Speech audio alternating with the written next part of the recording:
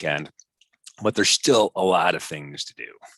So I'm going to go ahead and do a sound check. Everybody see me okay? You see a NinjaTrader website up on the screen right now with a kind of a chart hidden behind it. Give me a yes or good to go. Douglas looks like he's good to go. Steven, all right, get a lot of yeses. Sweet. All right, feel free to stop me at any point. I mean, we're really going to go through this exploratory process together using the NinjaTrader software, which is awesome, very powerful, professional grade, really stable, super fast data feeds, super fast trade execution. And again, this is my my personal definition, right, of super fast. That's my technical analysis. I do want to remind everybody trading futures, options on futures involves substantial risk of loss, not suitable for all traders and investors. Oftentimes in futures trading, we have a nice combination of volatility and leverage. And although that could be an equation for opportunity, it's also an equation for risk. So be careful. Only fund your futures trading account with risk capital. My personal definition, money I could afford to lose, doesn't change my lifestyle, doesn't lengthen my retirement horizon, and doesn't overly anger Mrs. Cagnina. Now, I know that third part's a little bit tongue-in-cheek, but not really, because stress in life matters, right? We make bad decisions when we're under stress. So be in a good place, use leverage appropriately. Yeah, we offer low day trade margins for your flexibility, for your convenience. So be careful on how you use that. And if you're not sure where you fit on any of this stuff, how much capital to put into account, how much leverage to use in an account, reach out to me. Give me a call, send me an email. Let's talk about it on a confidential basis. I've been doing this since 2001. So I've been doing this a long time. I've seen a lot of stuff, kind of like that farmer's commercial on insurance commercial.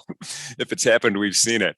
But we want everybody to be as successful as they can. So just kind of be careful with that, and feel free to let me know if you need anything. All right. Other than that, any questions on risk? I am logged in simulated live mode or practice mode today. I'm going to cut and paste some important links in later on as we go through this process. Will be about an hour. So any questions on risk or leverage or anything like that, pop them in right now. I'd be happy to talk about it. All right. So what do I have here? I have a candlestick chart. First thing I do, what's my bias today? Bias could change on a daily basis. Is my bias long? Do I feel like the market's going to go up? Am I going to be bullish? Or is my bias downward? Do I feel like the market's going to go down? And do I feel bearish? Right. So that's the first thing I'm thinking about here is what's today most likely to be, an up day or a down day? Because then I could kind of drill in and make some decision-making process in my decision-making process on a smaller time frame chart, which is a 10-minute in my case, and I'll share that in a second. So let's just take a look. Long-term bull market, and this has been going on since 2008, right? This isn't a new phenomenon. We had a hiccup when COVID came out for sure, but this is a daily chart, an intraday chart, it's a candle chart. I have nothing else up here. I have nothing else on this chart. And I'm just looking at it. I'm saying, okay, let's take a look at some of these recent candles, these contemporary candles right now. And I'm going to draw some lines. I use the line tool up here, and I'm just going to draw some rough lines here and kind of say, all right, so here's kind of, and again, rough lines, just estimating. Here's where the high was in early May. We haven't penetrated that right now. So that's an area of interest to me, right? An area of interest to me. The other area of interest, and this is sometimes true, where support becomes resistance and resistance becomes support. So I'm just going to kind of focus here. Oops, my bad. We need another line, second line. I'm just going to kind of roughly draw this line here. And what I want to capture is what used to be this area of support, right? So we bounced off at let's go all the way back here. 1, 2, 3, 4 times, never really made it down here. And then finally we broke through, right? Finally we broke through this blue line that I just kind of randomly drawn, but not really, right? This was my short-term area of support underneath this line. And then we actually closed below it a couple times, and then we kind of danced around it. And so I extended this out, and in my mind, this is a case where support turns into resistance, right? So I'm going to continue this line. It's an area of interest for me.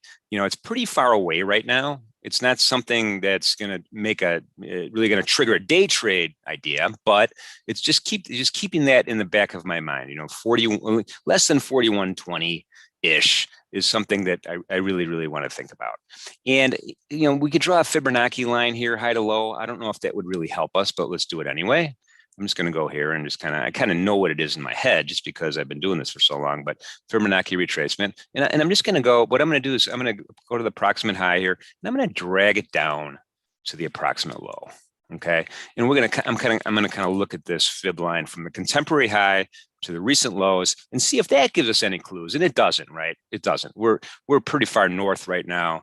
We've pretty much recovered a lot of the distance that we lost in early May. And the fib lines too is easily customizable, right? It's just, you're just going to right click on it and go to properties.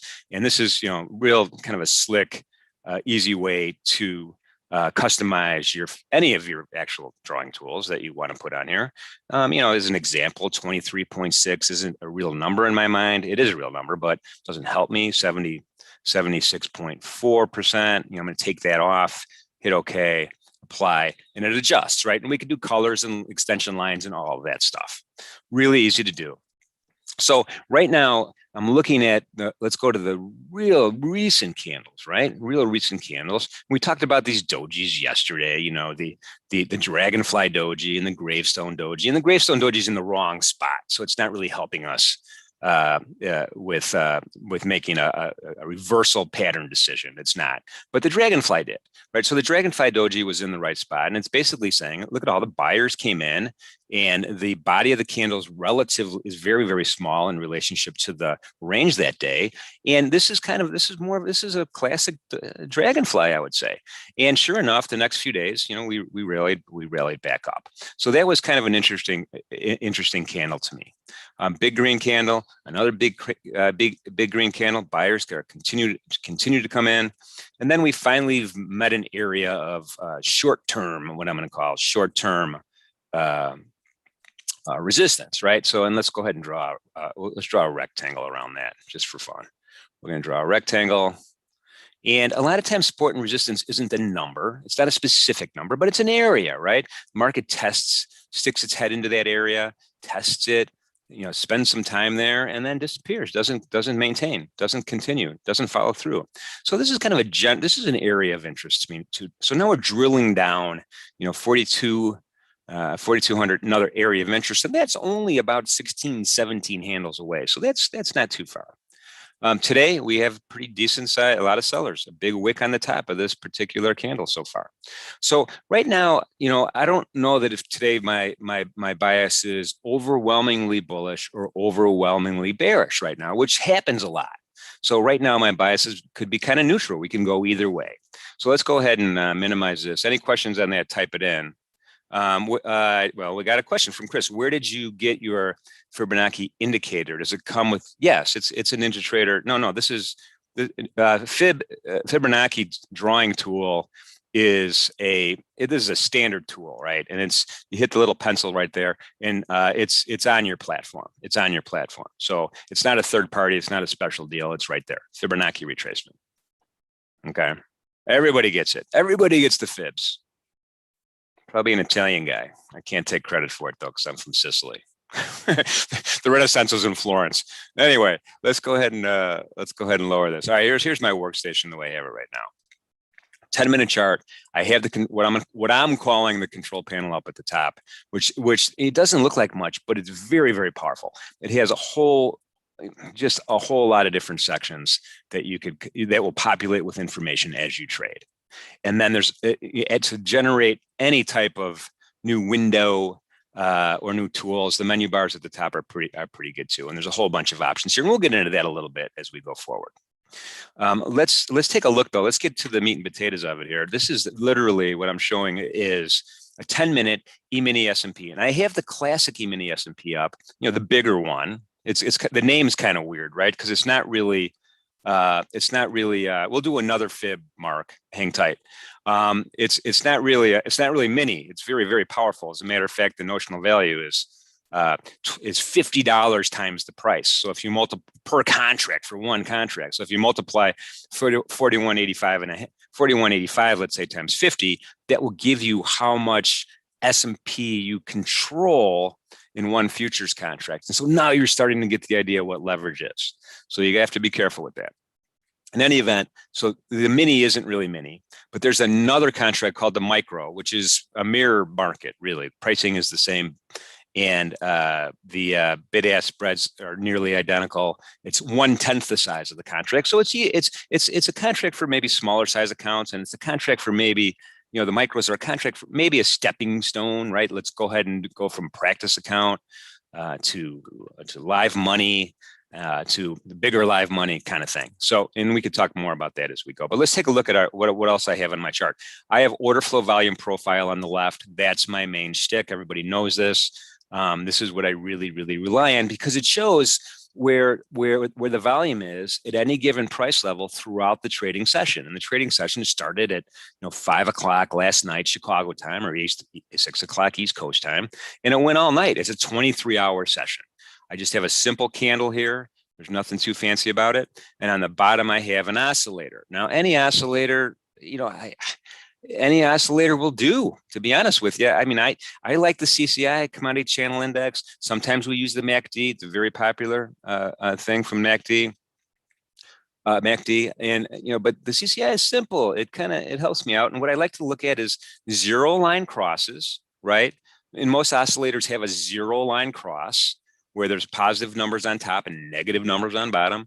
And you can see here, we're negative right now, minus 182, which reflects on the actual candle. It makes sense on the candle itself. And so I want to see the velocity in which a market, moves through the zero line. But also there's a couple of relatively magic numbers. I don't know if they're magic numbers, but people like, overbought, oversold numbers, minus 100. And positive 100. Those are a couple other areas of interest on the CCI. And right now we're below minus 100, but I really want to see a cross up above before I'm too excited about a bullish move here. And then another cross above the zero line before I'm really even more excited about it. So right now it's, things are still looking a little bearish. Let's take a look at the candles themselves. I'm going to get my crosshairs out here. Simple to do. Let's start with 830. Now, a lot of times, the keystone candle is not the opening bar. I have a 10-minute chart again. It's not the opening. It's not the key, the cornerstone, the judge of supply and demand, right? And oftentimes it's the 840 bar. In this case, it's the 850 bar. I mean, it's a pretty decent sized bar. Okay, so we had a lot of sellers come in, and we moved this market down several handles. I'm going to grab these questions. Don't worry, I won't miss any questions. Okay, hang tight there for a second, because I do want to try to find a trade idea, right? We're in a real-time practice account. I want to remind everybody that, but I do want to find a trade idea right now. And sometimes in my particular, counter trend trades are a little dangerous, but in this case, I don't know if this is going to be a counter trend trade or not, because my bias is kind of sideways right now. And if we look at the volume profile, we have really two nodes here. I'm going to call them nodes. I don't know if that's the right word or not, but two kind of areas of higher volume. The point of control is way up here at 41.97, right? And we have the second node down here in this dark blue area here, where there was a lot of volume also. And now we're starting to generate maybe a third. I don't know. It's not really a standard deviation, but a third area of volume accumulation, we'll call it down here. Eventually, this point of control will probably change, right? And the point of control is simply the histogram bar that has the most volume in it. And it's not overly complicated. And volume doesn't really have a time component to it. It doesn't really. It accumulates, right? It accumulates. A lot of our indicators, especially the lagging ones, have a time component, and they're not necessarily predictive of what's going to happen in the next candle. So we got to keep that in mind too. I'm not saying it's a bad thing to do, but it's just keep that in the back of your mind with respect to time series analysis. Okay, so we have a couple of candles here. We have lower highs, lower highs, lower highs, lower highs, lower highs, lower highs. That's pretty bearish. We have lower lows, lower lows, lower lows, lower lows, lower lows, lower lows, lower lows.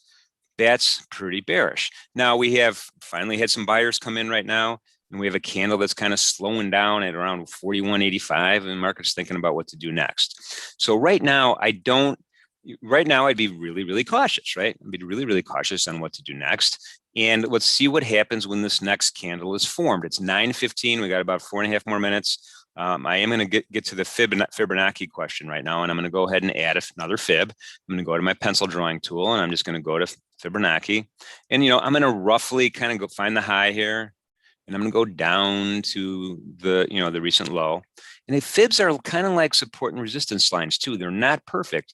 You're not, the idea that the market's going to retrace back up to 38.2, exactly 41.89 and a half, and you're going to sell one there for a further breakdown. You might be a tick off, you might be 4 ticks off, you might be 5 ticks off. It's not an exact science because the market's so deep and so volatile. Look at all the bids and offers on the Superdome. I mean, there's a lot of bids and offers here, 10 ticks deep on the Superdome. So we know that there's participants. We know that there's market movement. So anyway, and again, I think one of the questions was how do you know what percentage numbers you do? So I'm just going to go ahead and we're just going to go ahead and go to properties again. I literally, here's the properties area for the fib tool. I'm going to go down to where it says 7 price levels, right? 7 price levels. And these are Fibonacci numbers, right? And the Fibonacci number, if you went to science class in high school, you know that there's these natural occurring ratios, the golden ratio and all that stuff that generates these percentages and these ratios. And somebody back in the day decided, hey, well, let's apply this to trading. And it's kind of has a self-fulfilling prophecy. A lot of folks look at fib lines, and a lot of folks use fib lines to determine areas of interest for order entry, where we want to get in, where we want to place stop losses, and where we want to place our targets. So that kind of self-fulfilling prophecy, in addition to the math, has kind of made fibs really, really popular. And my numbers are 0. You can go negative, you can go over 100, but I like to be between 0 and 100. And the 23.6 is a number that I usually I'm not interested in, right? So I'm going to remove that. And I just, make it unvisible, really. It's all I need to do. 38.2, classic, very important. 50%, classic, very important. 61.8, important. 76.4, again, it's the opposite of the 23. You go 100 minus 23.6 and you get 76.4. I'm going to take that one off also. That's how I have mine set up. And I'm going to leave the colors and all that stuff alone. And I hit OK. Hit apply, OK. And now I have my fib line painted on the right-hand side. Okay, so let's see. And go check the questions real fast. So yeah, Mark, that's how I do it. And that's how I've been doing it for a long time. And I think a lot of traders will do it that way also. We're talking about Fibonacci and someone says, no, he's from Pisa. Oh my goodness. Okay, so we'll talk about mini micros in a second. All right, I think we're caught up now. All right, so the trade idea, the bearish trade idea right now is let's wait until a couple things happen. One, let's go short, at the around the 38.2% area, but let's kind of look at the CCI. It's still negative, which is good for that idea. And then we would be well into the value area, which is the dark blue area. That's one standard deviation worth of volume on the volume profile, which is another good thing. So I don't know if it's a conservative trade idea or not, but one trade idea, of course, is to go ahead and try to actually get short once we get above that 38.2. And I'm just going to right click on my mouse on the chart. We'll do it from the chart first and foremost. And I'm just going to go ahead and say sell one on a limit order, right? At the price above, and you could adjust it pretty easily. Just pull it down or up or down, or make it to the exact price you want. And right now, 41.90 is a good idea in my mind. Right now, I want to be patient. I want to wait for the market to come back up. I want to see if I can get short here, take advantage of a little extra real estate, and then hope the market goes back down, right? And the trend has been pretty down. I mean, there's a lot of lower lows, a lot of lower highs. CCI is still negative. It's negative 104 right now, but the velocity of the CCI isn't, we don't know what the velocity of the CCI is yet.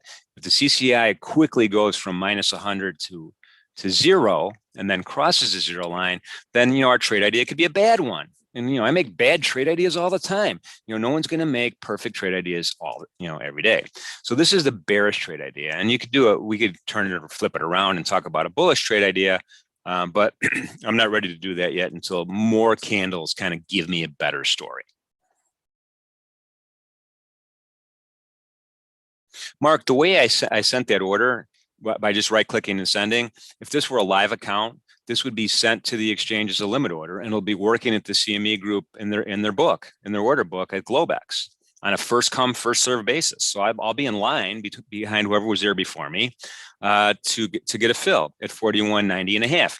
If the market can't go past me, right? It can't go 41.90 and 3/4 without giving me my fill. And that's the beauty of the electronic, FIFO system in the transparent fair system the CME group has put in place, right? So, you're going to get a fill here at 41.90 and a half if you get to the front of the line, and then certainly if the market starts trading above you, it can't jump over you, it can't skip you. So by right clicking, I just sent it to the exchange. I didn't have to, I didn't have to do a double click. Yeah, okay, I got it. Okay. So, and I have probably, let me see here. I got ES. I have a different account here. There's the order on the trading dome itself. You can see it right there. These two things are in sync, right? I have a couple different accounts, so I had to toggle over to the second account, which is where this chart is, right? And this is the Sim CAG account at the top, which is in a little bit jeopardy. It's less than 100 grand, so we want to get it going. And so I figured we'd focus on this. All right. Any questions, any observations, any thoughts? Stacy says dome orders clustered around 38, 823. Clarify for me, please. A little clarification note in there so I have a better understanding of that. Okay. So there we go. So now we have an order. So we have the first portion of our trade in play, right? What's the second portion? Always stop loss. Oh, sorry, Stacy. Okay. Stop loss is number 2, right? And so in this particular, we're in a little bit of a weird situation here. CCI is still okay, but look at this volume, this minor point of control right here. I'm going to call it. I don't know. I just made that up, but right there. So we want to be above that on a stop loss, right? We want to be above that. And I'm going to go up to this area of weakness for starters. And what I'm simply going to do is in that area, I'm going to go ahead and just going to right click my mouse again. And I'm going to do a buy stop market, 41.95 and a quarter. And I'm going to send it right at the 61.8%. Little dangerous in my mind, only because a lot of times these fib lines are pretty true to form. I mean, not always, but keep that in mind. And a lot of times they're tested, right? So if we are tested here and the market comes back down our way, we're going to get stopped out and we'll have a losing trade. It'll be about $250 or so on a one contract trade. But that's the second anatomy of a trade is only 3 things, right? You have an order entry somewhere, you have a position, you have a stop loss, and you have a profit target. That's the anatomy of every trade that anybody does. There might be some sort of play on it, like multi-target exits, which we could do, multi-level stops, which we could do. We could bifurcate multi-contract profit and loss. Stops and targets for sure, but it's still a position with stops and targets, right? And you want to get that stop in here for sure. Anything could happen, right? Anything could happen, and it happens so quickly that you want to be protected. You want to be protected. So when the stop gets hit and sitting at the CME group in the book, then it's going to trigger automatically. I did it as a market order, basically. So you might get some slippage one way or the other, but the market is deep enough so that you're not going to get too much of that, in my opinion. Steve says he lost $1,200 in about 20 seconds. Yeah, you get that stop in. And then again, we talked about next week going over ATM strategies, right? So ATM strategies here allow you to place your trade with targets and stops automatically, right? So you don't have to even have any lag with respect to right clicking or just clicking on the dome. And you can click on the dome really easily. It's just click and go. But also trailing stops, all that stuff is in this little tiny box, which doesn't look like much, but it is very, very powerful. And again, we're going to cover that in detail next week. Okay.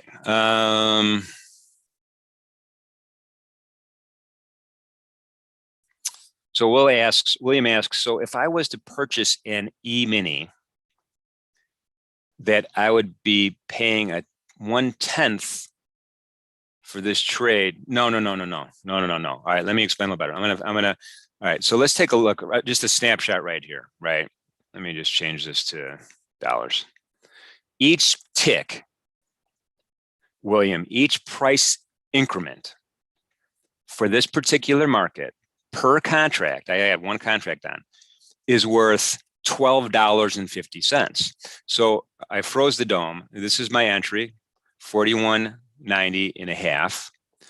And the market, when I froze it, mark to market, where the last trade happened, 41.89 3/4, that's 1, 2, 3 ticks away, right? So you multiply 3 times 12.50, and you go all the way down and you get the $37 that it was before. I just moved it, but so it's a $12.50 price increment. This is for the E-mini S&P, this ES, right? ES is the contract, E-mini S&P. There's a smaller size contract of the exact same market called the micro E-mini, which is 1/10 the size. So instead of a $12.50 price increment between each tick, it's a $1.25 price increment between each tick. Okay, cool. I know I was too fast earlier. I apologize. I was kind of rambling as I usually do. So that's kind of how it works. So things are moving around. Let's take a look at the candle. Let's see where we're at. And I'm going to make the chart a little bigger. I'm going to hide the control panel. I'm going to come down here and make it a little bigger. We're going to squish up this CCI. And we're going to look at the candlestick. The candlestick, supply and demand candlestick, relatively big wick on top, right? We tested the 50% retracement. We got that. We poked our head into it. We were right there. But then sellers came back down. Sellers pushed this, think of it like a piston. Sellers overpowered the buyers, and we brought the price back down to where we got in, where we started from. And so as this candle continues to give us pricing information and supply and demand information, then we can make some more decisions on what to do. Okay, everybody with me?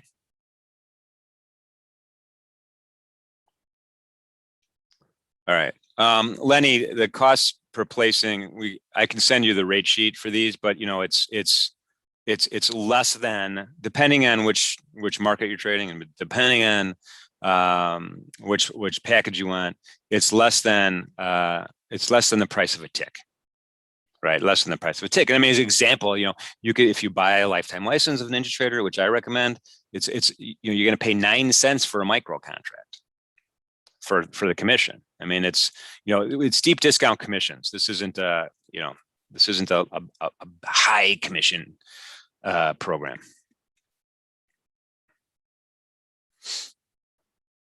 Jacob, time for an upgrade. Yeah, for sure. Yeah, and Lenny, I'm going to put some contact information in here for everybody. Feel free to reach out to me. It's Jim Cagnina at NinjaTrader.com. And if you want something like rate sheets or margin sheets or anything, a weather report, let me know. I'll be happy to answer. Just shoot me out an email or a phone call. While I'm at it, I'll also put a phone number there. Don't call me though 15 minutes after this. I need another Starbucks coffee. I haven't had enough. I'm just going to put my phone number in there. All right. So in any event, so right now, let's see what happens. We're kind of right where we started, and we need to be patient. I hate when people say we need to be or you need to be. I don't know why I said that, but I would suggest we be patient, right? So a lot of times traders have this idea that they're going to miss out on something. They have this idea that they need to react quickly. They have this idea that their original trade idea was a bad one. You know, all of these things are going through your mind, right? You have all of these, especially when you're using real money, all of these things go through your mental faculties. And when you see a negative number, right? Right now we're down $25. So, but that's okay. You know, this is something that you'll conquer as you go. And, you know, we have a trade idea here. The other thing we haven't done yet, right? The other thing we haven't done yet is place a profit target. So we have 2 of the 3 legs of a typical trade, but we haven't placed a profit target right now. In my area of interest right now, and I'll tell you why, let me just get my crosshairs out, is right where this candle closed and the next candle opened, 85. That's my area of interest right now. There's some meat and potatoes if you go to the left on the volume profile, 85. And it's kind of an area here where one would say, well, maybe we won't get a lower low on this candle, but I do think we could encroach on this candle. You could draw another fib line, but I don't think it's necessary. So I'm going to go back here. I'm going to go back to my right click. And then again, we could really, this is going to be a buy limit, right? I want to buy one at a lower price. I'm going to send that over. It's going to shoot out to the exchange. It's going to be in the order book. And now I finally achieved what I wanted to achieve to begin with, which is the anatomy of hopefully what turned out to be a perfect trade. CCI line's approaching the 0 line. Yeah, but the velocity of it's kind of ho-hum, right? So, you know, as the CCI comes up, you are going to naturally see more green candles. And, you know, we're not worried about it yet because it's an oscillator. It oscillates up and down. It oscillates up and down. And, you know, if we were to shoot over the 0 line super fast, then I'd be worried. Would I change my stop? No. This is my trade idea. I like my trade idea. If it's a bad trade idea, it's a bad trade idea, but we're going to stick with it. We're going to see what happens here. And I'm going to really rely on the other observation that this keystone or cornerstone candle here at 850 is important. And I'm going to rely on that. I think it's important. We start trading above it, I'm going to be super worried, right? We're going to be 2 handles away from getting stopped out. And a handle, for those of you who don't know what that means, that's just kind of language for a full point, right? So let's take a look at the trade ladder. The trading ladder, every price increment is a quarter, right? So you got 41.91 even, you got 41.91 and a quarter, 41.91 and a half, 41.91 and 3/4, and then 92 even. It's traded in quarters, quarter ticks it's called. When you go from 191 to 192, that's called a handle. It's a full point, right? It's a full point. It's not a fraction anymore. So when I use that terminology, that's kind of why. Okay. Yes, I believe this is being recorded. You will have access to this. We're doing this every Wednesday. As a matter of fact, we're doing it Tuesday, Wednesday, and Thursday. But for this particular venue with this go-to meeting, we're doing it every Wednesday going forward. So if you miss something here, you know, and you can't find the recording, again, send me that email. Jim, where's the recording? I will, after it's available. It's not going to be available the second the event's over, but once it's available, I'll go ahead and shoot it out to you. Michael just asked the same question. So Michael, shoot me out an email at jim.cagnina@ninjatrader.com, and you will be the first to see the recording. A lot of times though, when people say, Jim, was this recorded? It means they're bored and they want to leave. Which is okay. I have that same impact at parties. There is a deal. Okay, so Mark asked about a deal right now on NinjaTrader. There is a deal right now. It's a monthly. It's at the end of the month thing. So we're bumping up against it, and it's basically right now up through May 31st. Trade micro Bitcoin futures commission free, and you know you buy a lifetime license, and you get the commission free trading for Bitcoin up to $1,000. So if this is a market you're interested in, you want to trade, for sure, it's a great deal. If again, my opinion, but if you think that you might trade them, it's a great deal. Will there be another promotion in June? I know the answer to that, but you got to wait till June to find out what it's going to be. So there's always that opportunity here, for sure. And I'm not going to tell you what it is till June 1st. But anyway, yeah. So that's a great question, though, for sure. And the idea is, hey, let's get folks involved. Let's give some sort of incentive, some sort of way to get some advantage over the traditional brokerage firm model. Great question. All right. So we're not doing anything. We're slow. We're down $25 or $12.50. We're right where we started, basically. So, is it a low volume day today? Yeah, it's probably a low volume day today. Let me just pull up my notes here, just to show you my notes while we're waiting for something to happen. So I do this every day. I'll write down some notes, and at the top of the notes are what economic releases are going to be released today. And these things are pre-planned, right? You can go to Econo Day or wherever you want to go for your source, and you can see what the planned economic releases are. And most of them are by government entities, and sometimes they're not, like the MBA mortgage. And some of them are market moving, some of them are not. And so I just kind of cut and paste on my sheet here. Okay, what's happening today? What are things I should be aware of, and could they move the market? And how do I want to trade around it? So that's kind of the first thing I do in the morning. So at 7 o'clock this morning Eastern time, very early, is the MBA mortgage applications. And mortgage applications I think I was never interested in this before recently, but now I am very interested in it because we have this dialogue about inflation, about interest rates, about mortgage rates, about this whole industry, and going back to 2008, you remember subprime, all that stuff. So it's kind of an important. In my mind, it's really it's an important indicator to look at.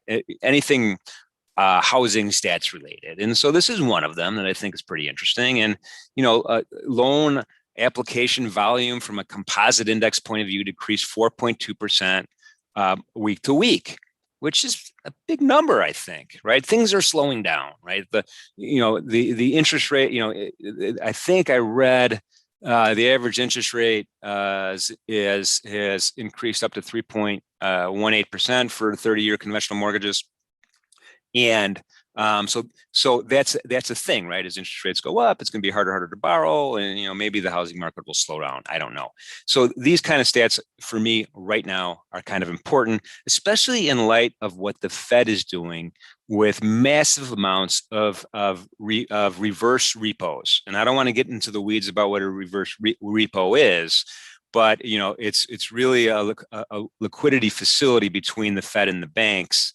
And it's massive amounts of money that are moving back and forth in May that is alarming some folks. So in any event, the Fed's going to ultimately decide on interest rates, and everything's kind of pegged to what they do, and things move that way. So I got my eye on that, and it kind of as a side note, the mortgage stuff, new home construction, new home purchases, mortgage applications. The next one here is really the EIA, Energy Information Administration, which is a division of the Department of Energy, U.S. government. They issue their petroleum status report every week. It's a weekly report. It really shines a light on the domestic supply side, and it affects crude oil, heating oil, those kind of energy markets, and sometimes in a significant way. And then lastly, the Atlanta Fed, all the Fed offices, I don't know if there's 7 of them, 10 of them, I can't remember. Regional banks, they do different types of economic analysis, and the Atlanta Fed does the survey of business uncertainty, which is also becoming more and more popular. I don't know what it is because it hasn't been issued yet.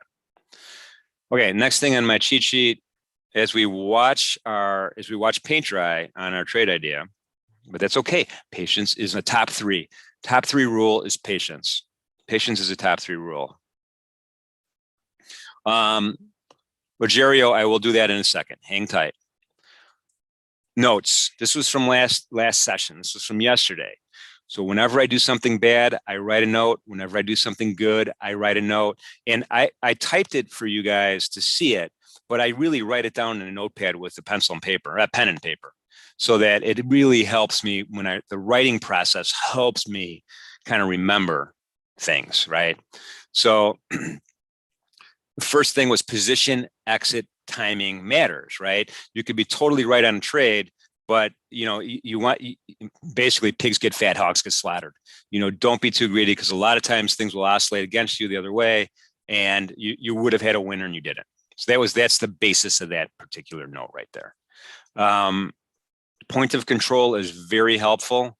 The point of control, volume point of control right now is pretty high up here, right? It's pretty high up. It's 97.5. But we are accumulating data here in this area, and it could easily shift because it's dynamic. It moves. These histogram bars get bigger as the price changes there. And so keep that in mind. Right now, the point of control is pretty high, and it's problematic for our trade idea. CCI is at minus 44. Lastly, yeah, not greedy. That's kind of a corollary to my first note, right? First note. And then while we're watching this candle, we're going to micro. Okay, here's another thing. Micro, the smaller size crude oil contract. For those of you energy traders out there, the smaller size energy contracts are coming July 12th, which is right around the corner, really. So get your demo account going, get your account funded, and get ready to go if you're interested in energy trading. Okay, commodity channel index equation here. I just added this. We were using the MACD earlier, but let's talk about what the actual equation is, right? So it's the typical price. Typical price is defined as the high of a candle, the low of the candle, plus the close divided by 3. Somebody made this idea up, and it sounds good. Typical price. CCI is a typical price minus the 20-period simple moving average of the typical price, divided by 0.015 times the mean. And I don't know the history of this particular oscillator, but that's the equation. The reason I'm putting it up there is I get asked it all the time. Surprisingly, I'm a simple guy. 0 line, plus 100, minus 100, but I do get asked this a lot. So I thought I'd just share that with everybody as well. Those are my notes for today. Not too substantive. Let me just kind of minimize that. Now, so Rogerio has a great question. Jim, would you please comment on your risk-reward criteria, not just for this particular trade, but for day trading the ES in general? Okay, this is a real hot topic. I mean, this is a lot of debate goes into this between traders. And the risk-reward ratio, the idea is, hey, you want your reward to be greater than your risk. Right. So I have a lot of folks that come to me and say, hey, Jim, I have this E-mini trading strategy where I am trying to pick up 6 ticks and risk 3 ticks. Right. That's my risk reward ratio. And my response to that is, well, what's the relationship to where those stops and where that target is with the candles or with the volume profile or with your oscillators? It seems to me if you fix a profit target and you fix a stop loss to a number before you make a trade, you're not really looking at what the candles are telling you. I'm not a fan of that.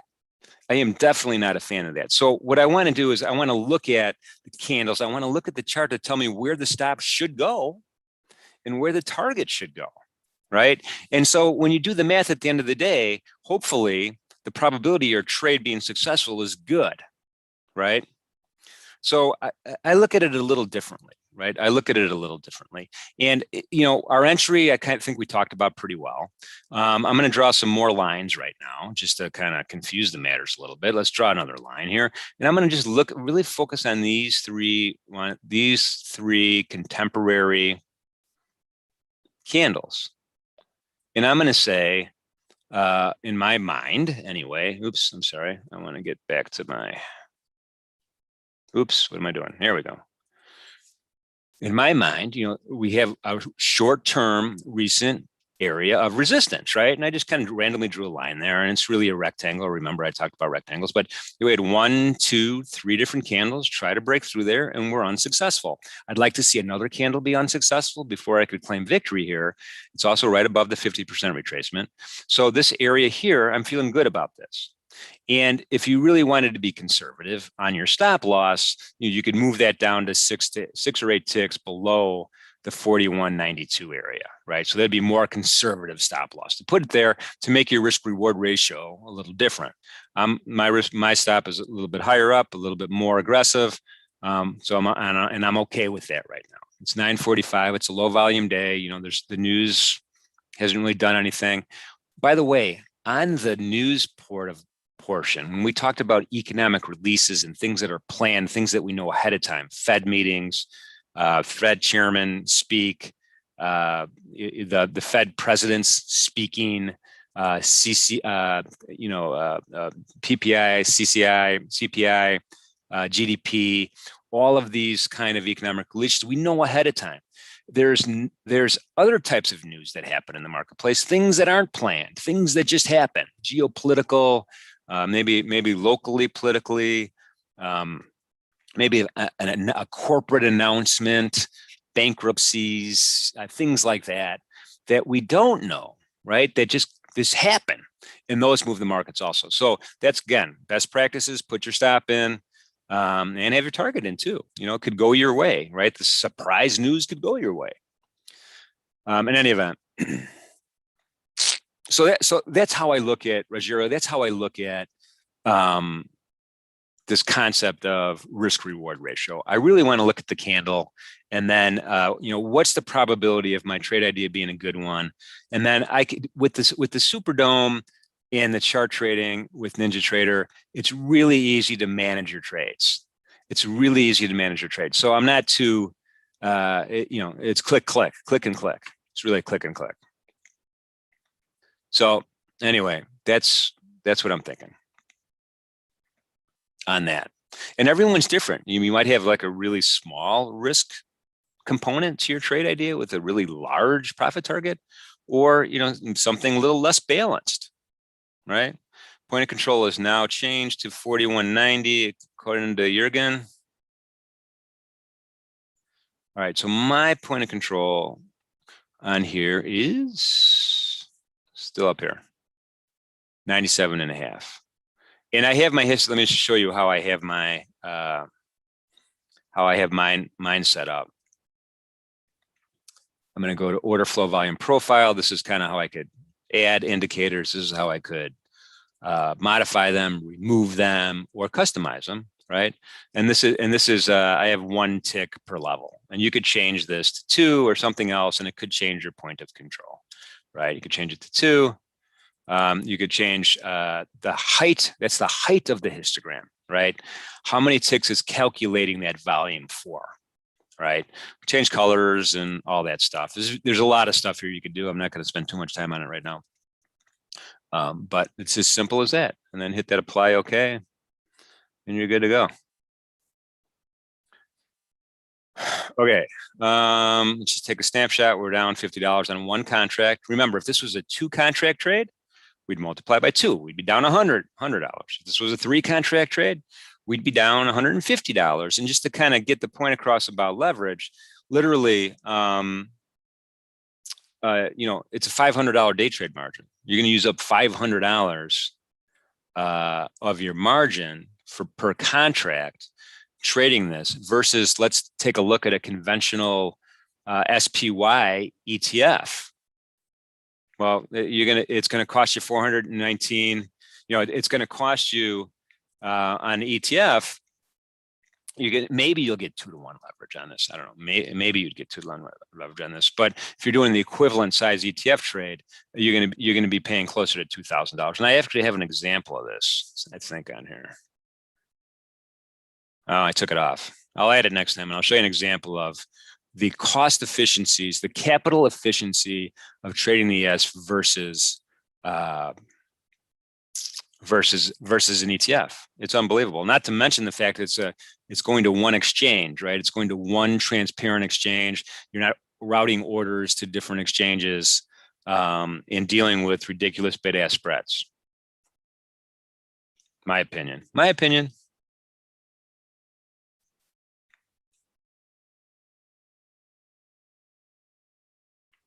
So where do you hear Fed speak at? Oh my goodness, all over the place. You know, it's literally.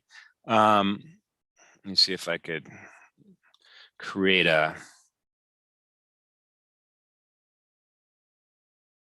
Give me a second here. Let me. Well, let's just go to Econo Day real fast. Econo Day. And you know, when this is the I don't know, I've been using Econo Day forever. This is kind of the standard economic release calendar. You click on that, and they're pretty good about putting in some information there. So you'll see this guy Randall Quarles speak. He's a Fed guy, and Econo Day doesn't actually put a link in for this particular speaker today, but just Google this guy, and you'll come up with his speaking agenda. Apparently he's speaking again at the end. So my guess is there's a keynote speech here early in the morning, and then at the end he's going to do a real presentation, or maybe the opposite. Maybe his real presentation is at 10, and then at 3 o'clock he's going to be just wrapping things up. But just Google it, and you'll get it. You'll find it, and you can literally, in most cases, you'll be able to listen to it YouTube live, right? So this is kind of a random Fed guy in the middle of the day, not that big of a deal, but every once in a while they say something goofy. And so it does kind of spark some area of interest. Sometimes you get hints on what future monetary policy will be, and sometimes you don't. So, but got anything else to do? Here's Esther George is another one on Monday, spoke. Loretta spoke. Lal spoke. So Monday was truly Fed, is the Fed speaking to a day on Monday, right? In any event, that's how I kind of toggle around, find stuff. All right.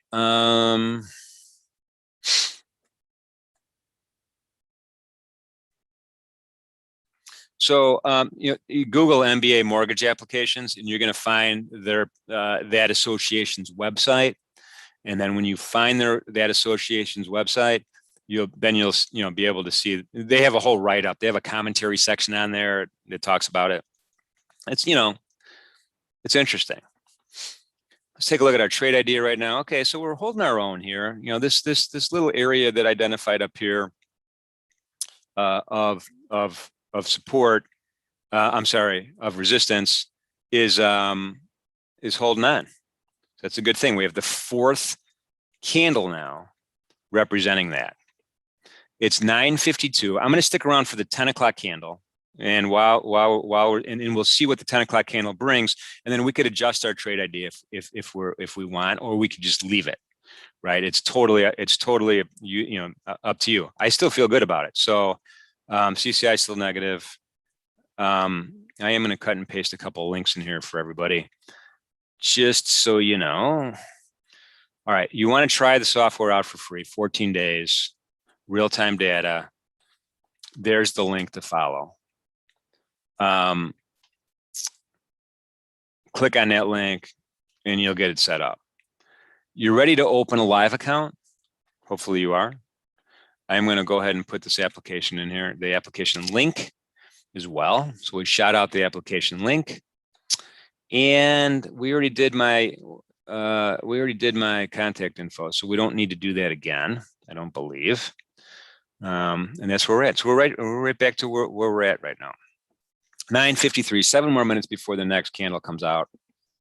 Point of control has shifted now. There it is, right where we're at, which I don't know if that's a good thing or bad thing for our trade idea. It might be a good thing because it's no longer up here. And a lot of times you'll see the point of control shift after the cash market opens up, a half hour or hour after the cash market opens up. And that becomes the new magnet, if you will, price magnet. A lot of times the point of control does act like a price magnet. Hopefully it doesn't act like that today because we want this thing to break down. But it kind of gives us a starting point. It gives us an area of what I would call interest.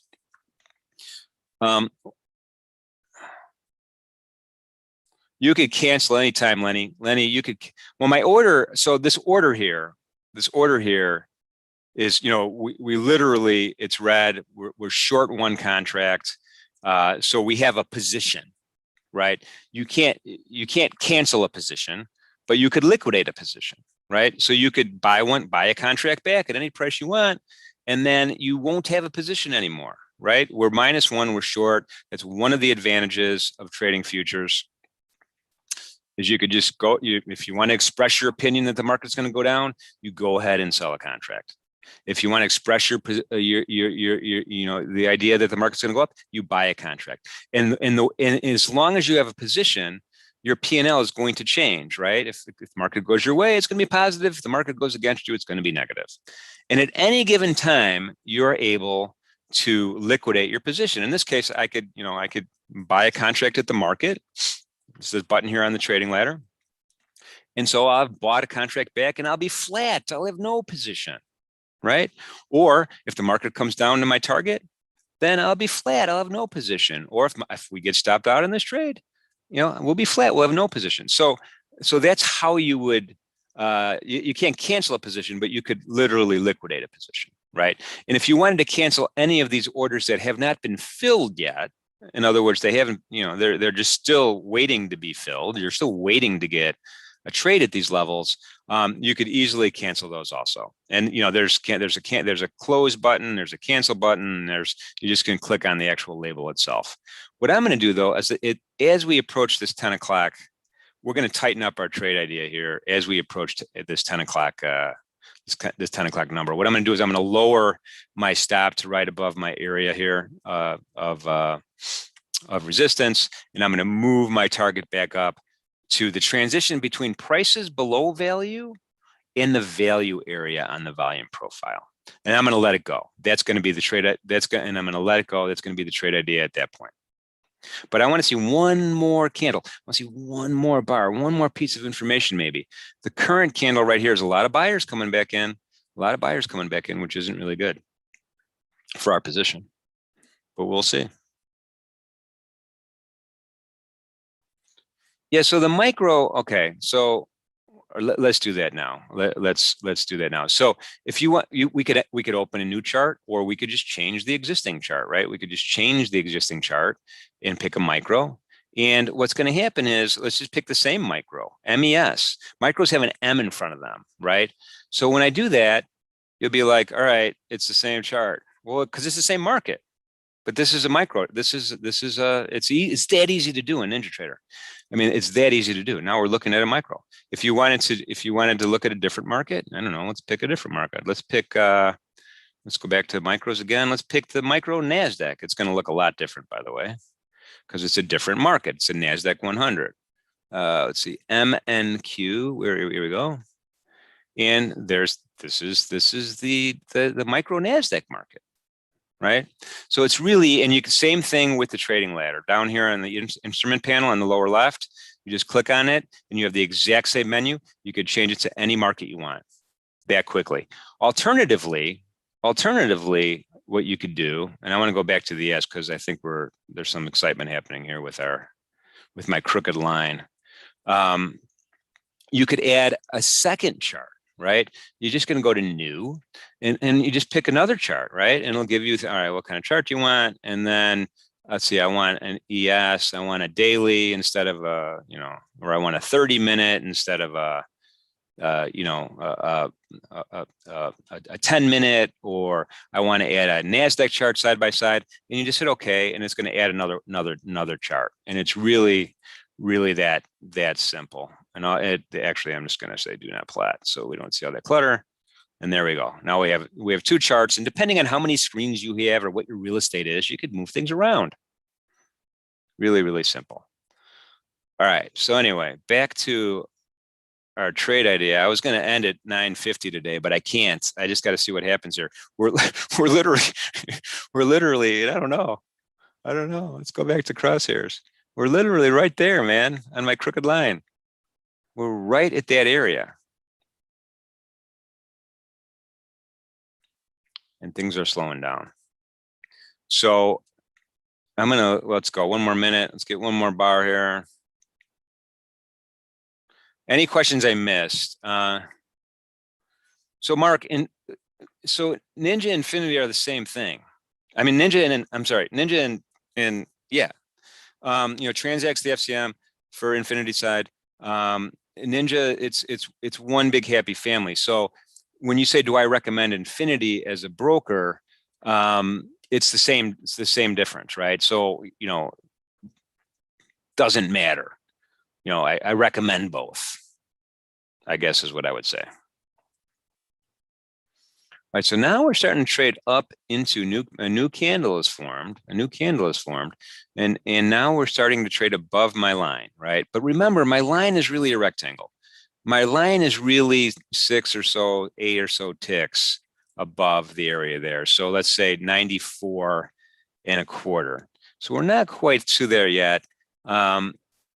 But I'm worried about it, right? I'm definitely worried about it. We'll see if this candle closes above there. If this candle doesn't close above there, then I would move my stop, and then I would move my target tighter. If it does close above there, then at that point in the trade, I would just keep it and let it ride. We're risking, five, not even 5 handles, about $250 on this trade. Okay. I think that's all I got. I want to remind a couple things. Trading futures options on futures involves substantial risk of loss, not suitable for all traders and investors. Oftentimes in futures trading, you have a high combination of leverage and volatility, although that could be an equation for opportunity, also an equation for risk. Remember that easy on the day trade margins. We were using a real-time practice account today.